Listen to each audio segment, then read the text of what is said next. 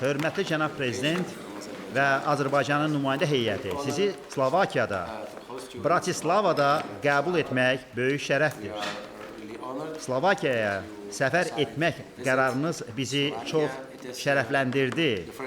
Bu, Slovakiya Respublikasının tarixində Azərbaycan prezidentinin ilk rəsmi səfəridir. Hətta 20 il öncə Slovakiyaya səfər etməyinizə baxmayaraq, o rəsmi səfər deyildi. Ola bilsin, o konferans və ya digər tədbir ilə bağlı idi.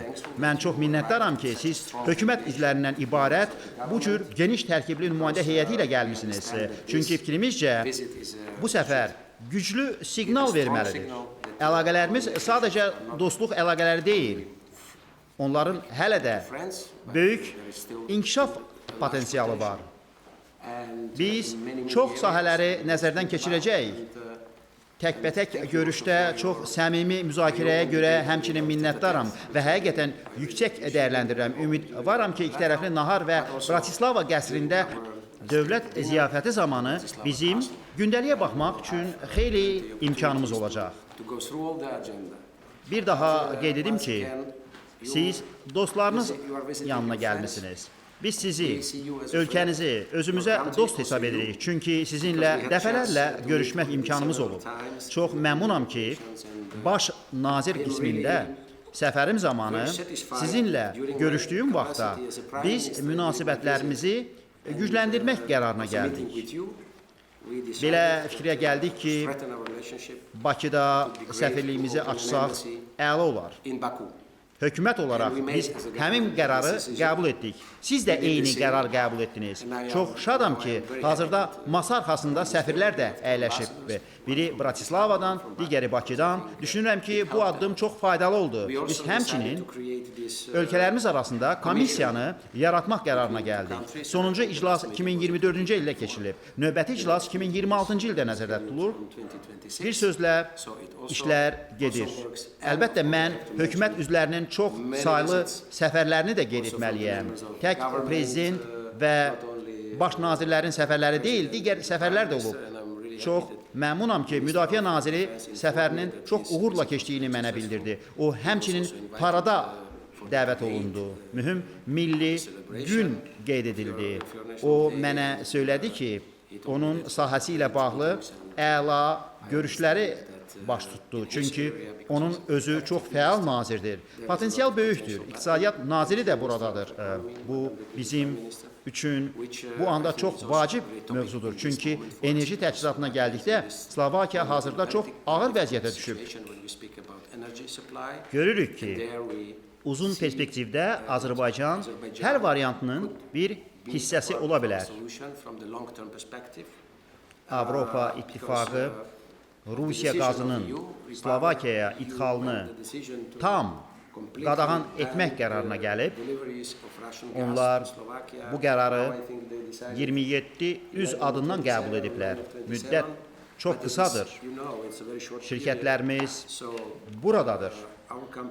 Çox şadam ki, siz SOCAR prezidentini də nümayəndə heyətinə daxil etmişsiniz. Çox konkret söhbət apara bilərik. Azərbaycan enerji təchizatının şaxələndirilməsində rol oynaya bilər. Çünki hazırda, cənab prezident, biz boru kəmərinin sonundayıq. Əslində, Qərbi Avropa istiqamətində biz hər zaman əvvəldə olmuşuq. İndi isə boru kəmərinin sonundayıq.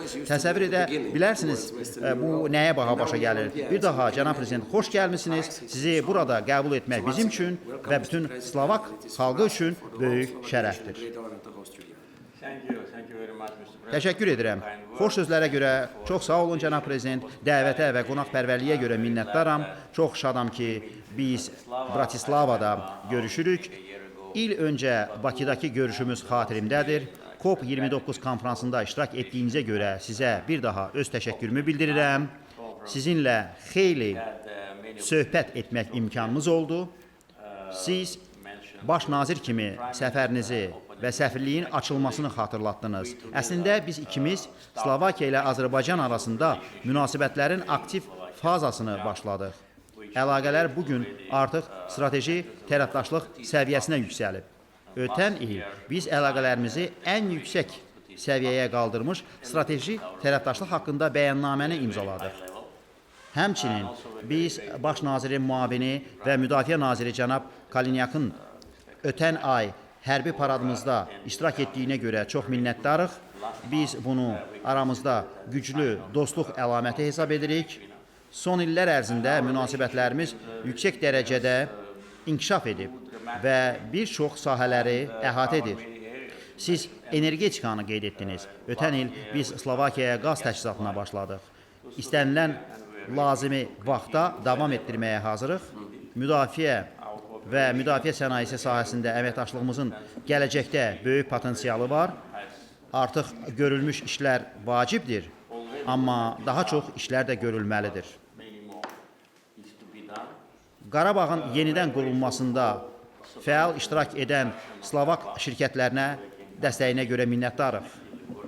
Президент Словакии поздравил главу нашего государства с историческим достижением в Вашингтоне в продвижении мирной повестки между Азербайджаном и Арменией. Президент Ильхам Алиев поблагодарил за поздравления. В ходе беседы с удовлетворением было отмечено участие компании Словакии как дружественной страны в восстановлении освобожденного от оккупации села Башкар-Вент-Агдамского района на основе концепции умного села. Подчеркнуто успешное сотрудничество Азербайджана и Словакии в энергетической и транспортной сферах и в области оборонной промышленности. Было отмечено, что Словакия поддерживает развитие отношений нашей страны с Европейским Союзом. Глава нашего государства пригласил президента Словакии посетить Азербайджан с официальным визитом. Приглашение было с удовлетворением принято.